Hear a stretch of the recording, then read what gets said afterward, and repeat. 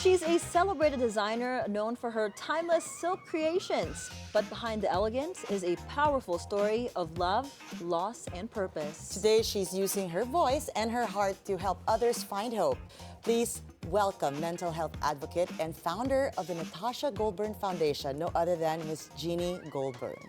Thank Yay! you. Thank you for Thanks saying. for coming. So just so everyone knows, it's been what, 5 years since she's done a TV interview. So thank you so Thank you much for saying yes to us, the Daily especially Dish. for I did Salvador. one for Lucci, but she's so special.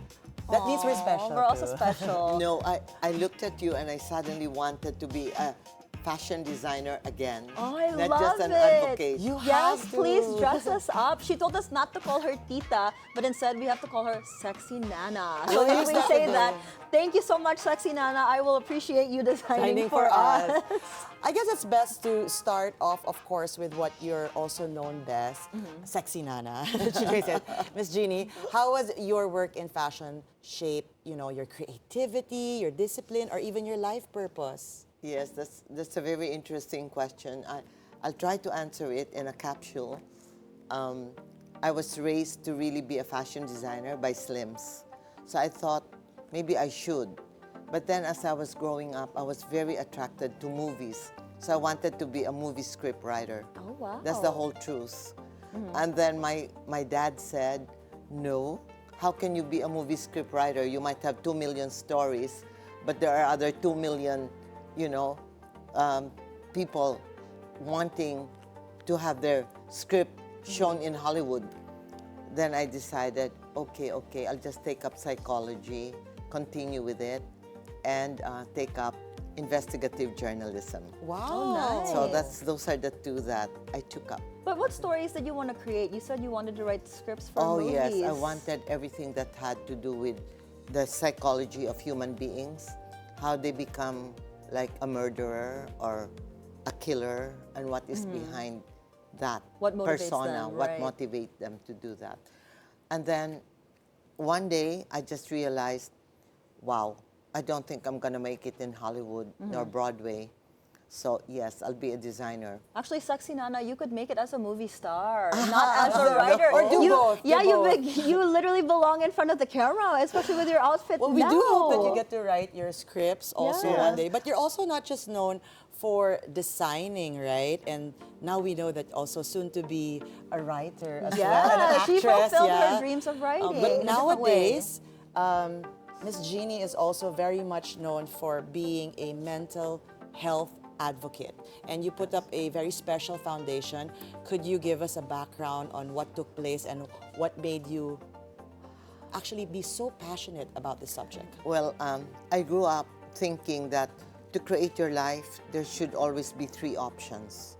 So right after I lost my daughter, again, it's the same principle I use in design, always 3 options. What is your goal? And my goal was I looked at all the young people and I said, as I entered your office, they're good-looking young people. And I just said, oh my God, these are the calls that we're getting from Hopeline. And I look at each face and each one is precious. Each one is unique. No 2 thumbprints are the same. So I said to myself as I entered the room, God, you gave me the right yes for this interview. I look at all the young people around me, and these are the people that need sometimes the support from Right. Hopeline. So it came by accident, how I formed the foundation, purely by accident. Right after that happened, I went to a dinner, and at that dinner, there was a gentleman with very flirty eyes, looked at me, and I love flirty men, looked at me. I like how you remember his And, very flirty eyes. Oh, I miss him badly. Dr. Ricardo Soler. Aww, I can remember. And then he passed on just 2 years ago. And he looked at me and he said, I know who you are. And I thought, oh. And with that flirty eyes, he separated my husband and me. My husband at another table, me in front of him. He says, was a psychiatrist. May I help you? You should set up a foundation. I mean, hearing it from a total stranger at that point, I said, a foundation? No, I can't do it. But anyway, with him and Hani Karandang, and Dr. Hani Karandang and Dr. Wonderful man, Corny Banaag, we set up the foundation. That's amazing, sexy Nana. So I was gonna call you Tita Jeannie, but you're gonna hit me in live television. I want to talk about the stigma of mental health here in the Philippines, because now it's more accepted versus as before when you started your foundation. What year was that? That was 2 years after Natasha's passing away, 2004. 2004, and Yes. it wasn't talked about mental health Yes. back in the day. How do you Yes. think the landscape has changed Well, before to now? It has changed a lot, and I think the COVID had something to do with it. People were open to talk that they were depressed. Both. Our oldest caller in Hopeline was 92. Oh, The youngest was 9 years old. And it was amazing. I had, at that point of time, 22 responders. And we were filled up with 4,300 calls a month. Wow. So we really needed your foundation month. to talk about A month. what's happening. And at that time, a few hospitals started their own, like National Center of Mental Health. But with that 4,000 plus calls, it was like an overtime.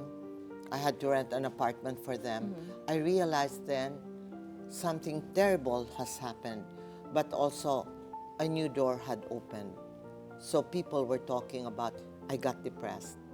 But you know, the word mental in the Filipino culture is very scary. Right. When you say mental ka, Sira ulo. Sira ulo. Yes. You know. Maybe for our viewers, I just want to remind them, just give a little heads up that some of the topics that we are bringing up right now may seem to be a little bit more sensitive, but now more than ever, we Yes. really do need to talk about it. Yes. So, Tita Jeannie, when all of this happened to you and you put up your foundation, what was it that we lacked as a nation in terms of understanding this? Is it something right to call it as a disease, treat it like any other disease yes, as it's well? like an illness, a disease Yes. that can be treated, Okay. that can be prevented. So when that happened, when I formed it, did you know people avoided me in dinner parties and How come? cocktail? They didn't know what to say to me after the tragedy. I was also in the middle of so much speculation. It was so painful. I decided I'll cut ties from a lot of social gathering, which I did. And I asked my husband if I could. I was too much in pain. At the time, it was just too painful because I was still in a state of shock, denial. I would text on the phone, addressing it to Natasha, and pretending she was in Africa, a missionary, or pretending that she was taking doctorate degree on psychology out in New York. I couldn't accept it. But anyway, with the foundation, slowly, the one that I got a lot of help from was Stanford Hospital. They sent 5 doctors for 3 years to open up about the stigma. And with Dr. Hani Karandang, Dr. Cornelio Banaag at the back, and then moving out in front after all the lectures of the guests from the States.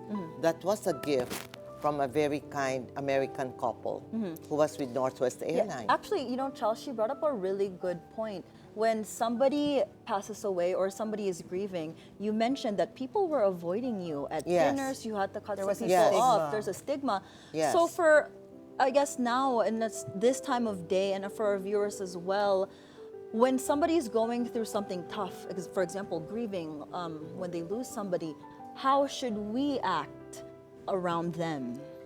Well, just the worst is that when somebody told me, well, she's in a better place. Can you imagine? So that's a big no-no. I just want to put things into Painful. context so that people understand, When we do say grieving, we're talking about people, who, and I have lost loved ones and people Right. that I care about who have taken their own lives. And this is where it gets tricky and there's Yes. stigma because you don't know how to answer Right. and to really talk about it. So going And back how to to act Monique's, around them, going right. back to Monique's question. It was painful. She's in a better place. yeah. What's a better place? I mean, Yeah. I believe in God. So this is where faith comes in. Really, it's not the human beings that I'm surrounded with, but my family was just there. Never asked a question, just said she loved all of us. So when I slowly investigated, there was a conflict in the medication, really a conflict. And then, believe it or not, God is so good. First, I asked, do you exist? Where are you? Give me 5 dolphins, she's in purgatory, 3 dolphins, she's in hell, and if it's 10, she's with you in heaven. So as a 3-year-old little girl, I was taught to talk to God like He's my father, my best friend. So in that context, I talked to Him. If you're there, if you're no longer there, I'll change religion. Maybe I'll take up Buddhism. So this is what happened. 128 dolphins came out in Puerto Galera. Tita Jeannie, you're talking about religion already, and earlier on we were by the dressing room, and I just want to use this as a platform so that Yes. people could be educated as well. That, you know, when it comes to mental health, people often say na, pag di ka kasi nagdadasal, di ba? What's the right approach Oh my to gosh. this? Yeah. Somebody, Or magdasal ka na lang. somebody answered the phone call. I won't say which Yes, yes. response, Yeah. a helpline. It was terrible. They called us up and they said, somebody said, Katoliko ka ba? Nagdadasal ka ba? Huwag kang magpakamatay, pupunta ka ng impyerno. Oh, wow. Wow, I was so shocked to get that call. I mean, me and the responder who got that call, we were really shocked. That's so important to know. That actually shows that there's a gap between Right. us knowing how to handle Yes. these situations. Yeah, so how do we handle situations when we know somebody needs help, but they don't want our help? I know a few people who are going through phases in their life that they're struggling, but they don't want our help. So how can I be It's there a for them? conversational skill that we teach in Superheroes and we teach here. Here, actually, What is I it that just we have brought the here? book. It's for teachers to understand and how to talk to the students and even to the parents. So you think we should teach mental stigma and mental health at an early age? Actually, this book, that's why I had to bring this book. Because after 5 years, I've achieved a 5-year zero suicide in Bicol University and at almost 3 years in Iloilo. Oh wow. So you are actually integrating this into our educational system. Yes, this was requested by Brother Armin Luistro. And this was a product of the idea that came across on my birthday. I had 22 doctors at a birthday gathering, which I used to get their help and to pull them in. So Dr. Cornelio Banaan said, Jean, how about coming up with the books? Because he was listening to Brother Armin in that birthday lunch I had. Brother Armin said, the teachers have to know what to do. They're panicking. Yeah. And he said, I just attended 7 funerals in 2 months. And these are students. These are kids. Of Dep Ed. So when we did this, it was like a commissioned work. But I didn't have a budget. Here we go about the budget. It's like the flood control budget. Well, but also good news to our viewers. So we have a Tagalog version, and And an she came English out with an version too. English Now it's an version English just version. recently. So And the English version is so beautiful. It's updated. We had about 20% new pages, which new challenges have come up after the COVID. It's work from home, not going to an office. Some companies now cut down their budget and allow their people to work from home. So it's like saying we're losing the sense of community, of seeing people face to face, so on and so Yes. forth. Tita Jeannie, thank you for Yes. this. So now it's in English. And guess what? I'm so excited. I can't wait for the English one. Last April for Easter, the Iloilo group, who has reported almost 3 years of no suicide, Pasig City, the teachers all came together to make the lesson plan. Aww, So that's if we sweet. do this book and we're having a meeting with other organizations such as SEAP, so I don't think they'll mind me saying it because it's so meaningful to me that I'll be meeting the SEAP group and another group they're Catholics, and they now realize that spirituality is so important, but the skills, the method, and how to help is another level. It has nothing agree. to do about your spirituality. Tita Jeannie, you mentioned help, and I think it's very important to share also to our viewers, especially in light of recent happenings, you know, how to handle certain situations and conversations. Because oftentimes people seem to think na better not to talk about it, iwasan na lang. Maybe that's a stigma that I took think place that's before. a cultural barrier that What we are the also right have here in the words, the Philippines. right terms? What are these things that we're supposed to be using it's right just now? say, I may not understand what you're feeling. I may not understand, but don't worry about it. Just tell me everything you're feeling. A lot of it is guilt right after it happens. The guilt is very strong among all the people who are surrounding the completed suicide. Even the word suicide is very difficult to accept. Right. So in Korea, they use the word self-ending life. And Online right now, the word is unaliving. Yeah, unaliving. self-ending life. And then I tried to use it, but I was corrected by a psychiatrist. The word suicide is the one that's known that you ended your life. If you use the word self-ending life, you are yourself ashamed, and you put back the shame of that word. So I said, well, it's a bit gentler for the people surrounding right after a tragedy occurs. So that is very important. What to say, how to just be there and be quiet. Yeah, these Just are be definitely there. skills that we have to learn, and we really appreciate And no you. judgment. Exactly, no judgment zone always. But thank you so much for Yes. coming. Before we let you go, Yes. for our viewers who are wanting help, and especially for your hotline, and who want to talk to you more about your advocacy, I where wish the can they- corporations could accept that we are saving lives and preventing. But do you know, a lot of big companies have said no to a sponsorship. They'd rather sponsor management seminars and webinars instead of this. But I would like to say thank you for having me, but I have a lot of nice people who have helped me, and one of them is Rotary Club. Thank Of you also Makati. for everything that you do, Tita Jeannie. Yeah, thank Maybe you could use you. this time right now to actually allow people to find ways how to contact you, how to reach out to you, or most your hope importantly, line. your hope line, which is Your very important. eyes speak of sincerity, because I'm so scared. I wake up in the morning with anxiety sometimes. I feel that I haven't done enough.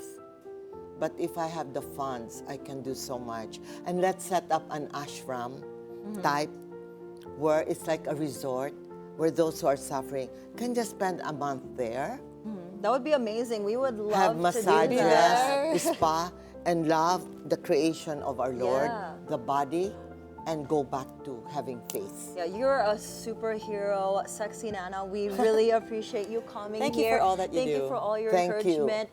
But that was Jeannie, guys. Thank you so much for your story and for Thank sharing you. your heart with Thank you. us.